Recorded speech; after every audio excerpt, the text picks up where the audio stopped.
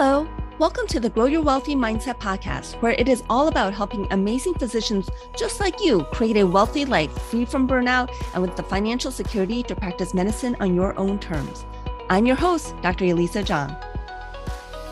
Hello, and welcome back to the Grow Your Wealthy Mindset podcast. I hope you're having a wonderful October. I love this time of year when the leaves are just changing colors. I live in Ohio, and it can be gorgeous with blue skies, red, yellow, and green leaves on the trees, and just that crisp autumn air. So 2 years ago in October, I was a guest on the Dare to Dream podcast hosted by Dr. Weili Gray. We talked about money mindset and just lots of my thoughts and perspectives. Weili is an amazing podcast host and interviewer. So I asked her if I could share those episodes with my audience on the Grow Your Wealthy Mindset podcast.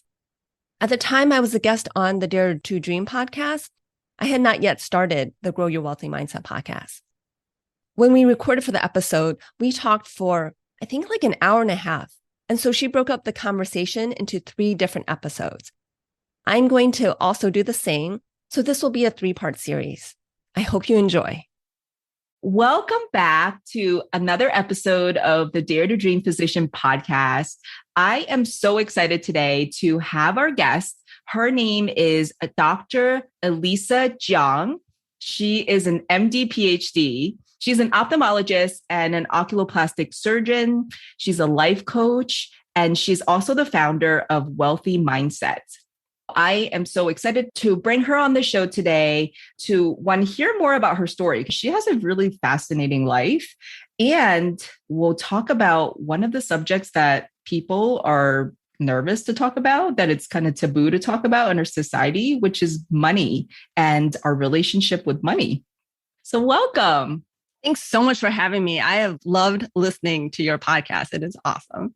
So tell us a little bit more about yourself. Yeah, I grew up in the Midwest in Ohio, ended up going to California for college, actually because, so I'm of Chinese American descent. I was born in Cleveland, but Cleveland is very white. I mean, there's Hispanic groups and there's African Americans, but there aren't very many Asians for sure. So I purposely wanted to go to California just to feel like being Asian was normal. And I wasn't actually thinking that probably any college or any tech school Asian would be normal. So I ended up at Caltech, which was definitely my first choice kind of stretch reach college. It was actually ranked number 1. I was really excited when I got in. And yeah, so it was, I went from being one of the smartest people in my high school to being average at best. So that was definitely a big transition for me. And I didn't go to undergrad with the thoughts of going to med school. I actually, outside of college, interviewed a lot for management consulting jobs, actually. I thought I wanted to do business. It sounded exciting. They traveled all the time. They were problem solving all the time. I really liked their kind of problem solving nature. And so I did that interview circuit, and I did not actually get a management consulting job at that time. So it's a little known fact, but I rethought things, and my mom had always pushed me to go to medicine. And I spent a year doing research and decided to just go ahead and apply for medicine. I did want to do something where I felt like I was impacting people and being of service. So I ended up doing an MD PhD. Caltech's a very research heavy institution. And so I did a lot of research, and I love the problem solving nature of research. Again, that problem solving part of management consulting was what kind of drew me there. I ended up doing a MD PhD at Case Western Reserve University. And during my grad school years, I think that's the first time I actually started to feel burnout. So kind of early. I don't know if it was true burnout as much as it was just kind of disillusionment.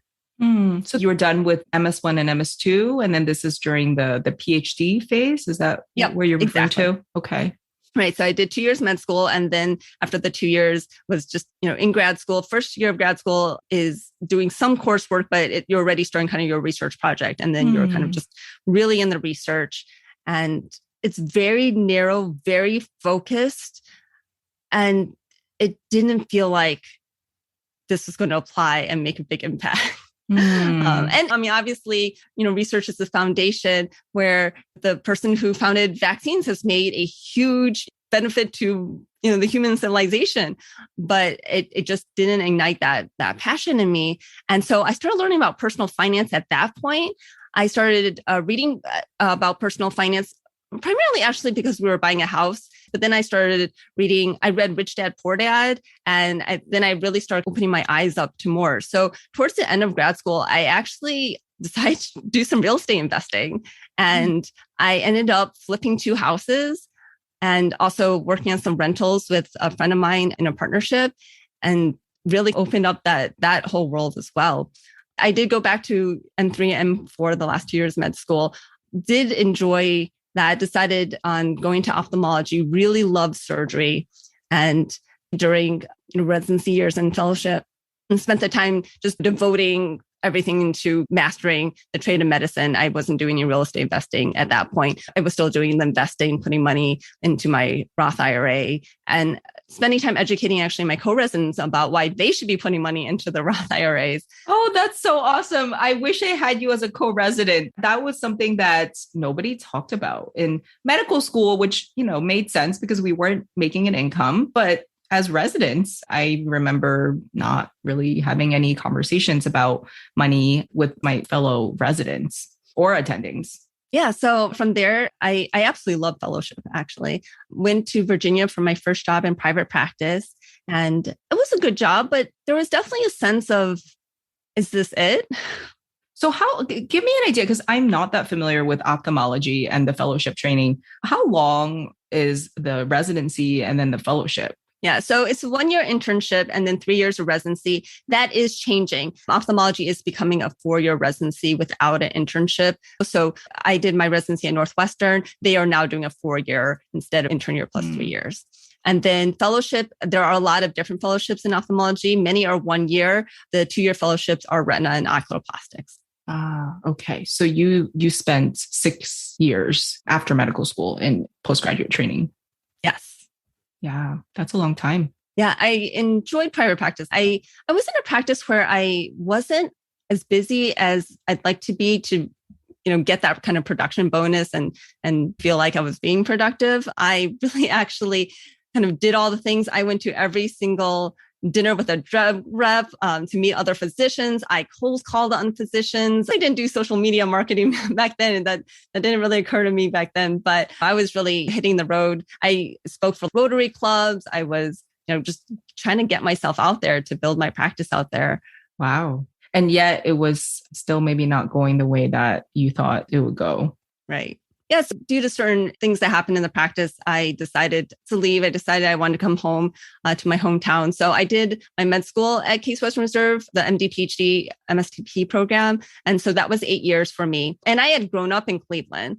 And I actually think it's the years of the MD, PhD that rooted me more than growing up, because my friends from growing up, they're scattered all over, actually even all over the world. I made a lot of friends during the MD, PhD that were outside of med school completely. So they were all still living in Cleveland, in the Cleveland community. I found it in Virginia, it took like 2 or 3 years before I even started making friendships. And so I just didn't want to restart all over. And unfortunately, us with physicians having that non-compete, when I signed on for the job in Virginia, I remember my lawyer talking to me about the non-compete, and I was like, well, I'm only going there for the job. So if the job doesn't work out, the chances of me staying are low. And I like the area. I might have potentially stayed, but with the non-compete, it just felt better to go home. Wow, you touch on such a great point. And this podcast is trying to help physicians figure out what they really want out of life. And I think a big part of that, as you touched on, is the location of where we live, where we settle down. And there are social implications of that. There's professional implications of that.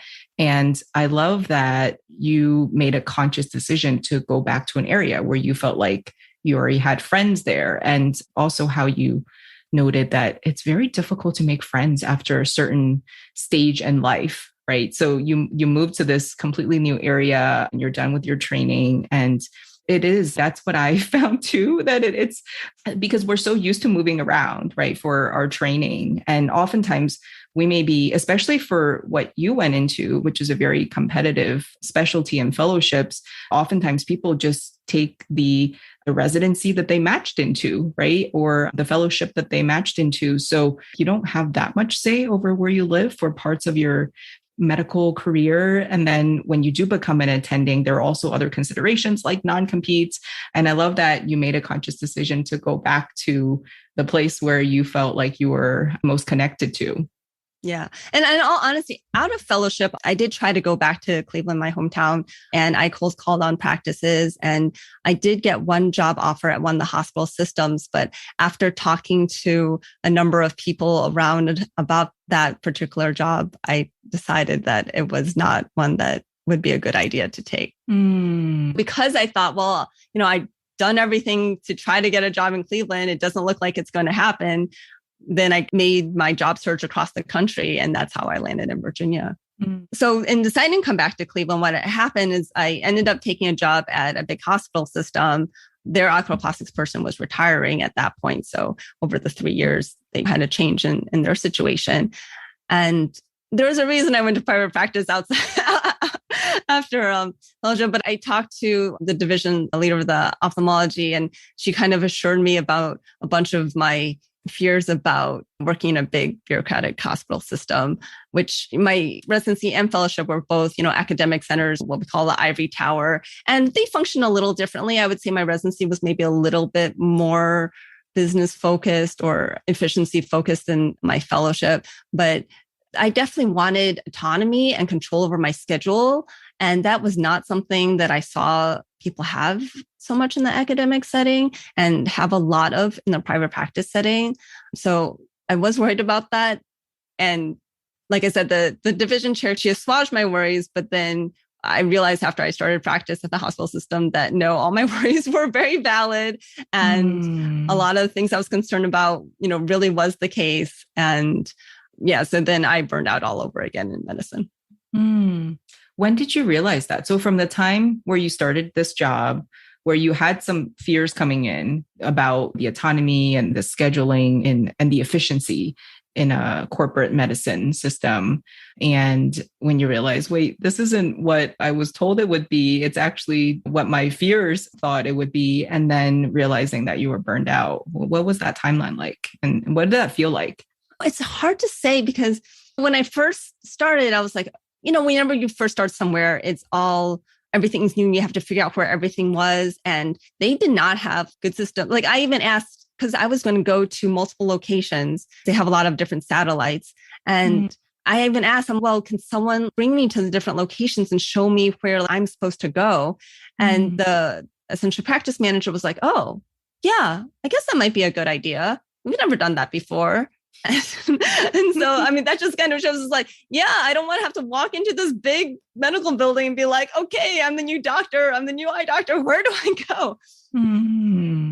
And I had used Epic in multiple hospital systems before, but every Epic is a little different. And in this hospital, they wanted everyone to have after visit summary. And I remember that first day where I'm thinking, okay, I'm going to be fine because I've used Epic so many times. And I hadn't clicked something or put something and still wouldn't print the stupid after visit summary. And I kept apologizing to this first patient. And finally, I figured it out. I did have orientation with Epic classes, but it's different when you're actually in practice. I mean, there's taking the class and then there's actually what's happening in your exact workflow and whether the printer actually prints when you push a button, and they don't tell you what to do in the class when it doesn't actually work out the way that they said it would. For sure. And then the previous oculoplastics person, he wasn't doing the full span of oculoplastics. He wasn't doing orbital cases and he was doing some things a little differently. So I needed some instruments that I didn't have, and getting those instruments was really rough. It took months. The person who I met with about purchasing instruments was actually she was really I've never been treated so rudely as a physician by a staff at the hospital before. So I think it was rough from the beginning. And I remember talking to one of the other physicians who was ENT, and he said, tough it out a little bit. When he first came, the first month, he was like, oh my, what have I done? And then he said, after a few months, it was like, oh, this is getting better. And then after 3 or 6 months, he was like, oh, I should have done this years ago. And so I remember thinking at some point, like, okay, just keep waiting out. It's going to get better. As soon as I understand the way the system is, it's going to get better. But it didn't get better until I got coaching.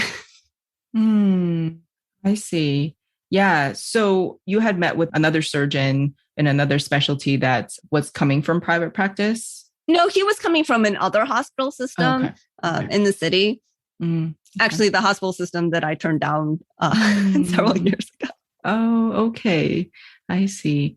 The one where you felt there were red flags. Right. Okay. Oh, that's sad. But that is the reality, right? For a lot of physicians, you're choosing between a bad position and another bad position, or it can feel like that when they're looking at their options. Okay, so you were at a moment where you realize this is, I don't see this getting any better. I'm waiting for it to get better, like my colleagues said it may, and it's not getting better. And then you said you turned to coaching. How did you even hear about coaching? So the pandemic has actually been a good thing in my life. So I came back to Cleveland 2019. And so the pandemic actually came early 2020. And so that was kind of this time where I was trying to still figure things out. And because of being on lockdown, I got to spend more time online. And there was this leverage and growth conference. And there was Sunny Smith who spoke about life coaching. And that's when I first heard about coaching. So I started listening to the Brooke Castillo, the Life Coach School podcast. And I had read books before about how to be happier, thinking about gratitude and positive thoughts. And none of that ever resonated with me. Like I couldn't even finish those books. Like it was just like, well, just me trying to think happy is not going to make me happy. I mean, it just, yeah, they didn't resonate. But when I listened to the Life Coach School podcast and heard about the model, and that really brought structure. And when I thought about going through the model, then it really made sense and things started clicking. And so I joined Self-Coaching Scholars and got coaching that way. And then actually coach certification came up in September, and I was back in clinic and still working full time, but my social life had just completely died. So when I came back to Cleveland, again, it was because I had a lot of friends here. So I had a thriving social life like when I came back, but COVID had just shut that down. So now I found myself with a lot more time that I wasn't spending with those friends. And so I decided to do the life coach certification, not necessarily to be a life coach, but just because I'd heard from people that you get so much coaching, you really learn all the inner workings of coaching, that it's transformative just from that. And so I went ahead and did that, and I just loved it. During certification, we peer coach. I coach other people and they coach me, and I really enjoyed coaching. And so I decided, well, I really would like to do this. And when you think about it, it has a lot of parallels with medicine. And we go to medicine to help people, and life coaching definitely is a way to help people as well. And it's really a way to also have that one-on-one connection with somebody, which I feel like I've lost a bit in medicine. I know different specialties are really different. In oculoplastics, I tend to see a lot of patients refer to me, and I'll fix them surgically. I'll see them a few times and they go, which I definitely love doing the surgery. I love the transformation I give them, and I definitely help the people that way. But I don't necessarily see a patient often enough in that system to actually get to know them so personally.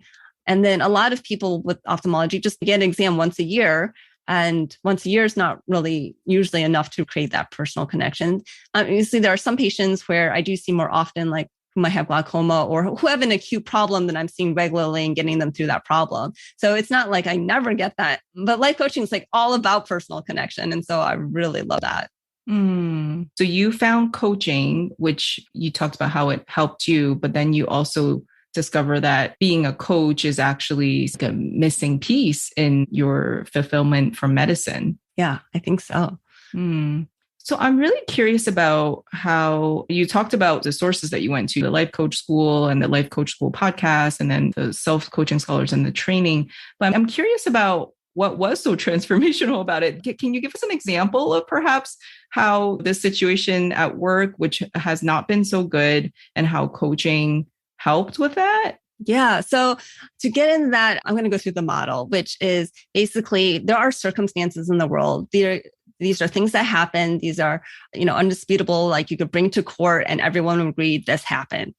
And then there are thoughts about that circumstance. So for example, a circumstance that I saw regularly in clinic was a patient being on my schedule who really shouldn't be seeing me, but were just put on my schedule because I had an opening. But let's say they're a glaucoma patient and other physicians. And so for glaucoma, you want to see the same physician again and again. You don't want to just be hopping between physicians and having different people managing that. So that would be a circumstance. Patient A with glaucoma who normally sees Dr. B is on my schedule. And then my thought about that is like, why did the schedulers like screw up? This is inappropriate. Now I'm going to have to spend time fixing this. And so then what I feel frustrated. And so that's what was happening all the time. I take actions from that frustration. And of course, the actions we do create, certain results. And here the results was just me perpetually being frustrated all the time by thinking all these thoughts of this shouldn't be. Well, when you argue with reality, it's never going to create something positive, right? So by changing the thought is, okay, well, here's the system, but here's a patient who's here today and I can still help her, right? I can help her get back on her glaucoma drops. I can relay to, Dr. B that unfortunately this patient ended up in my clinic. Can we get her back to seeing you? And I can call my secretary to make sure she gets on Dr. B's schedule. Unfortunately, our hospital has centralized scheduling. So the people scheduling don't really know one doctor from another, to be honest. And so even though the optimal thing would be that the patient had gotten her normal appointment with Dr. B, at least I can still help her and feel good about that. So that turns like a situation where if I was, just thinking about who messed up and being frustrated that I'm even seeing this patient, I was like, this is an opportunity to still serve. Maybe I'm not serving so much in a medical way, but I'm still helping this patient and getting her the medical care she needs. I love that example. And also, as you're talking more about the system that you're practicing in, I just actually really makes me appreciate the system I practice in. Because, for example, I have dedicated schedulers for my practice who know exactly what my preferences are. I talk to her every day. My medical assistants are kind of my right hand and she's my left hand. And we all work together and it works beautifully. Still, the days are not perfect, but I can't imagine being in a system like that. And yet what I'm hearing is you have no control over that. So with coaching, you explain beautifully the process, the model of how the life coaching works through certain circumstances to the results. But I also hear that you don't feel like you're responsible for the whole system. Probably before, and if I was in your shoes, I can sort of imagine myself thinking, okay, this patient who is another person's glaucoma patient who I have no history with and now is on my schedule. Now I have to solve that problem, meaning I have to figure out what her previous glaucoma history is and basically doing the impossible and then being frustrated as a result. And with the coaching, you recognize, well, I can't do the impossible. What I can do is the little pieces that I can control. And then I can still feel good about that because that's the system that I'm working in. Is that a correct understanding? Because as you're explaining it, that's how it felt internally. I was like, ooh, I can see myself going from, I have to solve the world's problems, how the system is broken, how this patient is now a victim of this broken system. And now after going through the coaching model, I don't have to feel responsible for the weight of that problem. I can be responsible for the things that I can help, but not for the things that I can't help with. Yeah, that's completely it. Like I only have control over what I do. I have no control over what anyone else does. And I also have control over my thoughts. So by thinking better quality thoughts and asking myself better quality questions, I can actually look at, in the end, it goes to like, what is my purpose? Like, what do I want to do? Well, I've kind of said multiple times on this podcast, like I want to help people so I can help this person. If that's my purpose in seeing a patient is to help them, well, I can still do that. Yeah, that's such a great example because although I don't work in a system that sounds as broken as the one that you're describing, but even in close to perfect systems, I think as physicians, we do often encounter situations where we can't fix the whole problem. And I think our instinct is we want to help that patient. I want that patient to walk out of my door and feel like, okay, all the issues that they came with are resolved. And that's my own problem. That's an expectation that I have that may not be reachable. To choose our thoughts more intentionally, I can really see how that would be very transformative.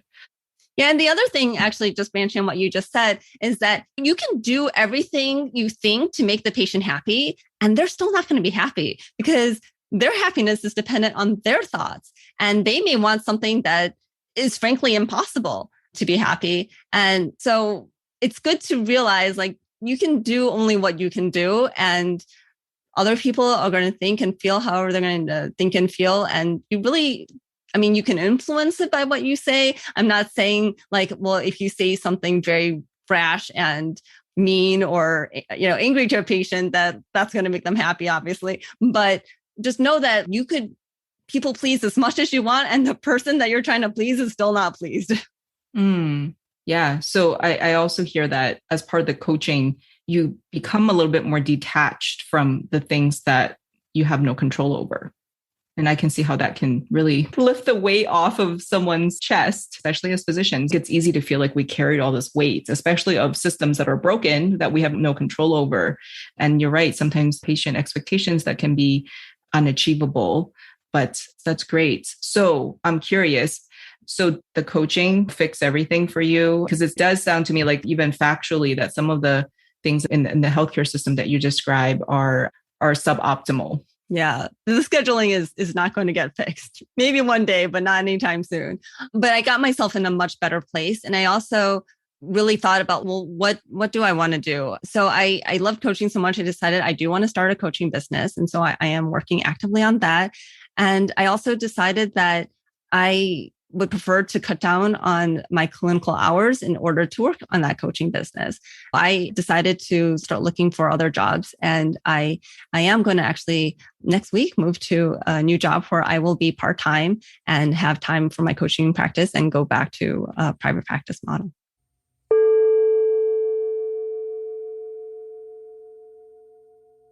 Thank you for listening to part 1 of a 3-part interview with Dr. Elisa Chiang, ophthalmologist and life coach. I am grateful that she openly shared her struggles as an attending physician and the tools that she utilized that made a big difference for her. She shared those tools in the episode so that you can start implementing them in your life now. You'll want to stay tuned to the next 2 episodes where we continue to dive into personal finance, money mindset, and how they both relate to living your dream life. I love Dr. Elisa's work, and in my mind, her work in life coaching and money mindset coaching is really complementary to life planning. In life planning, my goal is to have my clients get clarity on what their dream life is and to feel that energy to pursue the dream life. Once that vision is lit on fire, we can start working towards making that vision a reality. And if money and money mindset are obstacles, coaching is one useful tool to help us get to that dream.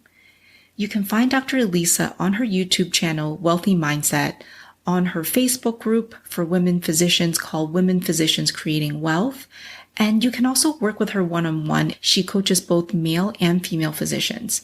Sign up for a discovery call on her website, growyourwealthymindset.com. I'll put all this information in the show notes, and I can't wait to continue our conversation the next couple of weeks. If you enjoyed this episode, I would love it if you could share it with your friends and colleagues. And now for the disclaimer. I am not a certified financial planner, accountant, or attorney, and nothing I say should be construed as professional investment, tax, or legal advice. This show is primarily for your education and entertainment. I am a physician, but I'm probably not your physician. So if you need any medical advice, please contact your own physician. Thank you.